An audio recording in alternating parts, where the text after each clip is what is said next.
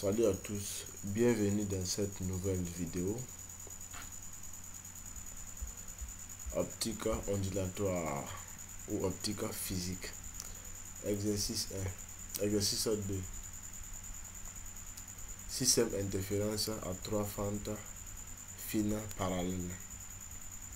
On considère le système interférentiel suivant, constitué de trois fentes fines parallèles. F1, F2 et F3 considérées comme infiniment fines et équidistance F1, F2 égale à F2, F3 qui est égal à la distance A. Le système est éclairé par une source monochromatique. On observe le phénomène d'interférence sur un écran parallèle au dispositif et situé à la distance grande de celui-ci, soit O, le point où la normale au dispositif interférentiel passant par F2 coupe l'écran et M, point voisin de O. On admet que OM est très petit devant la distance grande D. Observez bien la figure. D'après l'énoncé F1, F2, F3, F1, F2 est équidistance de A. F1, F2 égale à F2, F3 qui est égal à A. Donc voici l'autre, la distance A ici. Maintenant voici l'autre là, l'écran. Voici l'écran ici, ça c'est le point O. C'est le point O. Ça c'est l'écran P. Ça c'est la distance grande D. Repère OX, OY, prime X prime, OX, Y. Donc nous avons deux repères ici. Deux repères ici. Donc observez bien la figure et l'énoncé. On va passer maintenant, on va lire maintenant les différentes questions.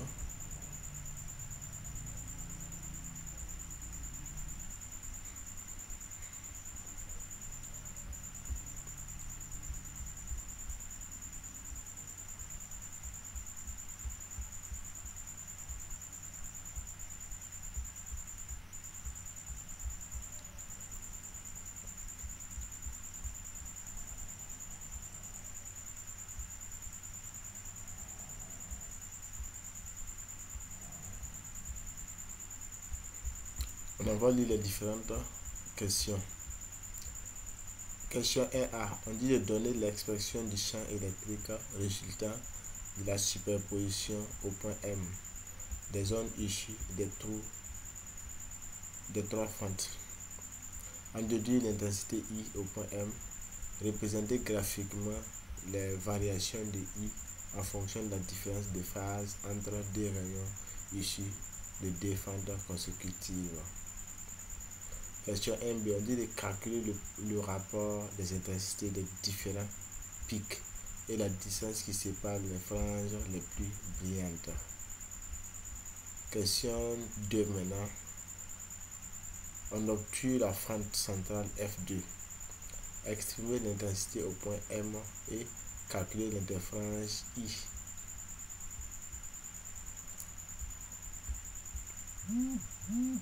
Et calculer l'interfrange I.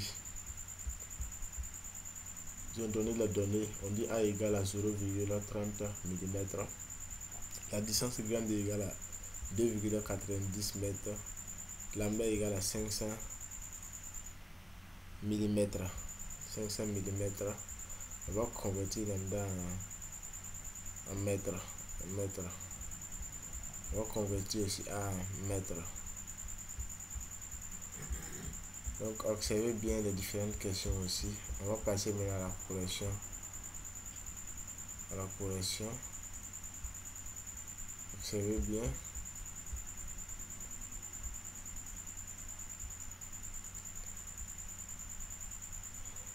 Donc observez bien la figure avec l'énoncé plus les différentes questions. Dans quelques minutes, on va passer maintenant à la correction.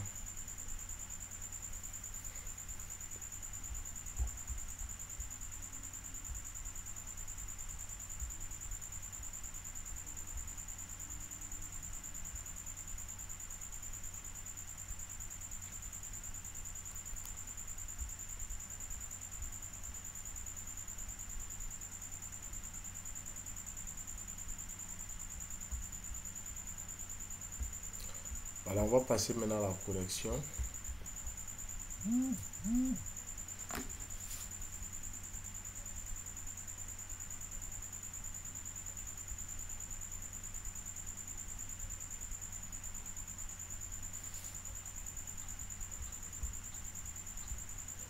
Nous allons répondre maintenant aux différentes questions. Je vais zoomer la page un peu. Je vais bien zoomer ça.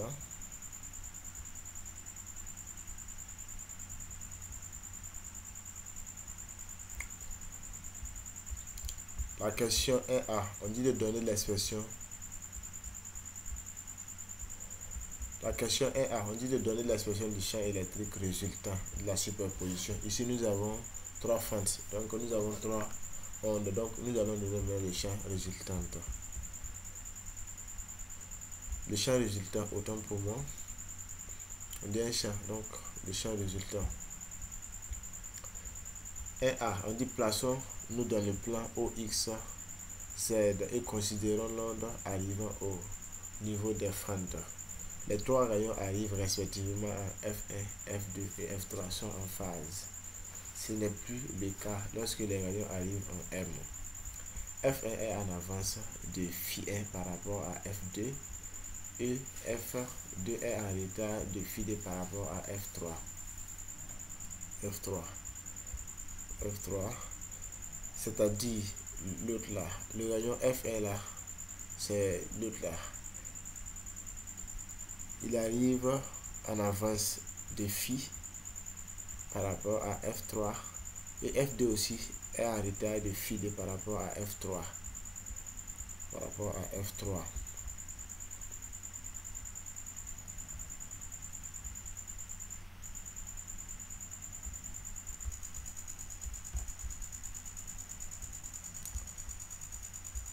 Le rayon F1 là, il arrive en premier. Maintenant, le rayon 3 maintenant, lui il arrive en deuxième position. Et le rayon F2 maintenant, lui il arrive en troisième position.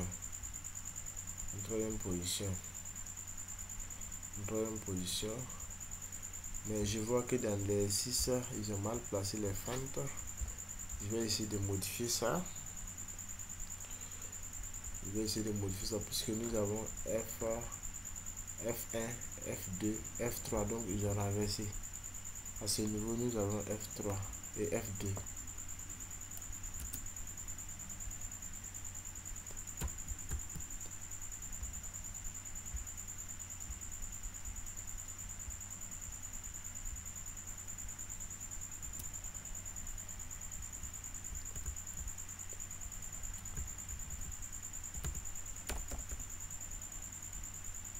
Bon, à ce niveau-là, nous avons F2. Ils ont renversé.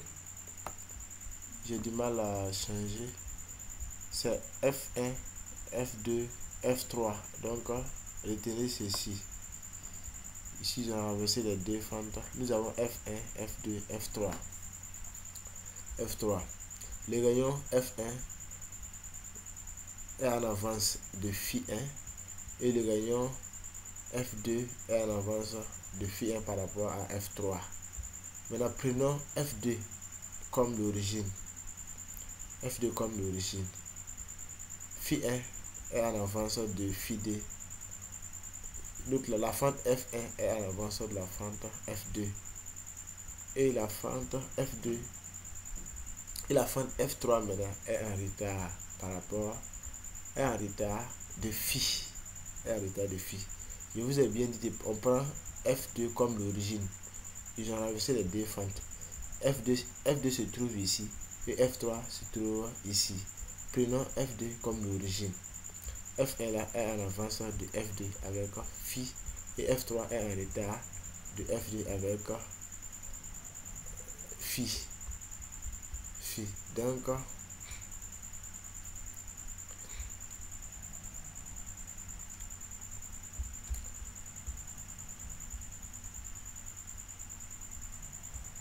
maintenant, écrivons maintenant les champs électriques complexes des ondes issues de F1, F2, F3 en prenant FD pour référence comme l'origine. Maintenant, le champ E1 égale à l'autre là. L'amplitude à 0, expo I oméga T plus phi, car la fente F1 est en avance par rapport à F2. Maintenant, prenons F2 comme l'origine, donc ED égale à A expo I oméga T, puisque on a pris F2 comme l'origine. On a pris F2 comme l'origine. Maintenant, la fente F3, le champ E3 égale à A expo I moins A expo I oméga T moins phi, car F3 est en retard de phi par rapport à F2 pour l'autre là, comme F2 comme l'origine. Le champ résultant est la somme des champs E1, E2, E3.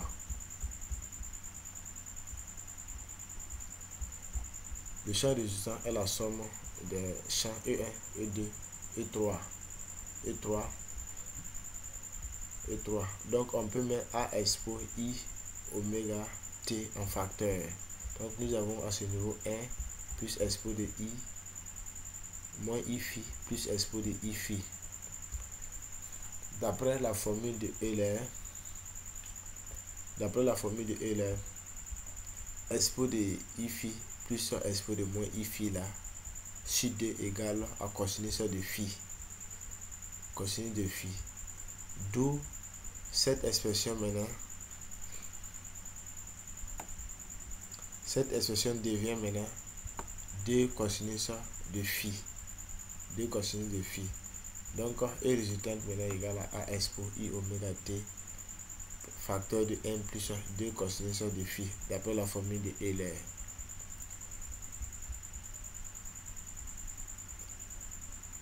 La formule de Euler. Donc,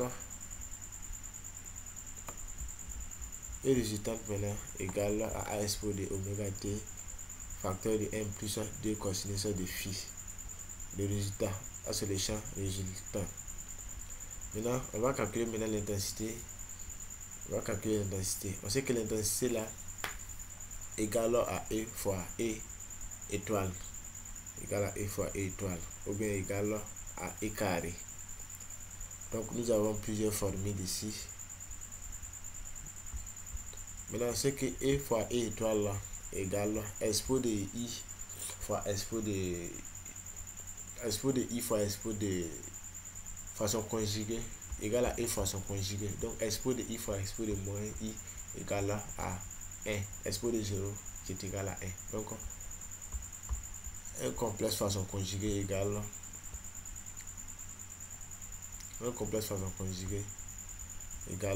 à 1. Donc I égale à une constante fois E carré ou bien E fois son conjugué qui est égal à K fois A carré facteur de 1 moins cosinus 2 cosinus de phi le tout au carré, où K est une constante. En posant que I0 intensité en haut, phi égale à 0, il vient que I maintenant égale à I0 sur 9 facteur de 1 plus 2 cosinus phi le tout au carré.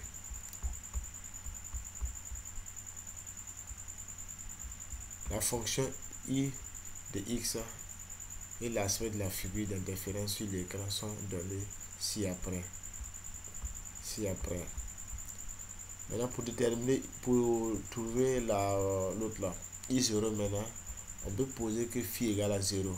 Pour phi égale à 0 ici, on sait que 2 cosinus de 0, cosinus de 0 ça fait 1. Donc nous avons 1 plus 2, le tout au carré ça fait 3 au carré, ça fait 9.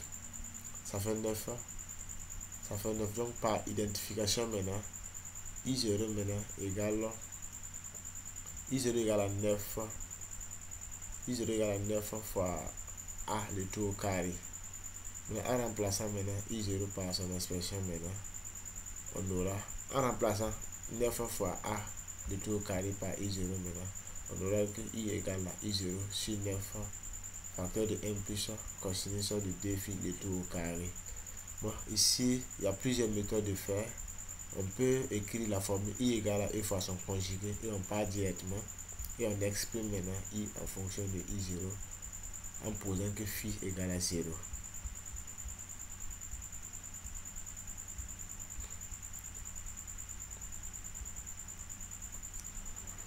Maintenant, voici la figure d'interférence ici. Nous avons des franges sombres, nous avons franges brillantes, franges sombres, franges brillantes, franges sombres, franges brillantes. On dit que c'est la superposition des franges sombres et brillantes. MB, on dit que l'intensité maximale est obtenue pour cosinus phi égale à plus 1. On obtient également des maxima secondaires pour cosinus phi égale à moins 1. Donc nous avons l'intensité maximale et puis les maxima secondaires cosinus phi égale à moins 1. En effet, I de phi égale à I0 sur 9 facteur de 1 plus 2 cosinus de phi de tout au carré.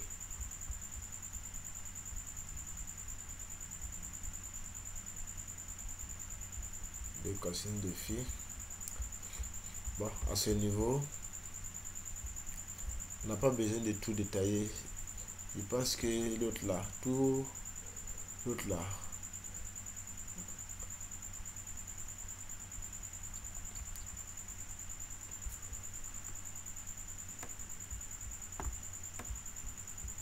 dans le cours là, ils ont bien détaillé l'autre là, cette partie là, donc on n'a pas besoin d'expliquer ça ici. Tout c'est résumé dans le cours. Soit j'ai fait une vidéo, l'autre là sur le cours là, vous pouvez aller télécharger cette vidéo là pour voir un peu cette partie là. Voilà, pour voir un peu cette partie.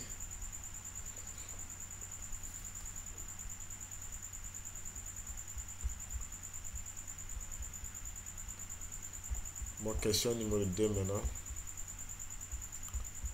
Question numéro 2 maintenant, nous demande